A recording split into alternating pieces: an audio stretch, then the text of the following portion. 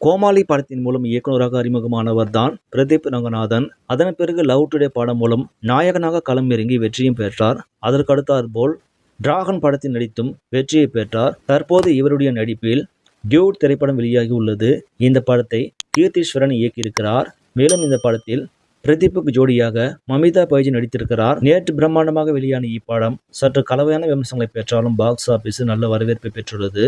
அதனால் முதல் நாளில் 20 கோடி வரை வசூலித்திருந்த இப்படம் தற்போது 2 நாட்கள் முடிவில் உலக அளவில் கிட்டத்தட்ட 27 கோடி வரை வசூல் செய்திருப்பதாக பாக்ஸ் ஆபீஸ் வட்டாரங்கள் தெரிவிக்கின்றன. 30 கோடி பட்ஜெட்டில் எடுக்கப்பட்ட இப்படம் கூடிய விரைவில் 50 கோடி கடந்து தயாரிப்பாளருக்கு பெருத்த லாபத்தை கொடுக்கும் என்று எதிர்பார்க்கப்படுகிறது. அதேபோல் துருவ் விக்ரம் நடிப்பில் இயக்குனர் மாரி செல்வராஜ் இயக்கத்தில் உருவாகி நேற்று வெளியான படம்தான் பைசன் காலமாடன். கபடி வீரர் மனத்தி கணேசன் வாழ்க்கையை மையமாக வைத்து இப்படத்தை மாரி செல்வராஜ் எடுத்திருக்கிறார். இதில் முக்கியமான அரசியலும் அவர் பேசியிருக்கிறார்.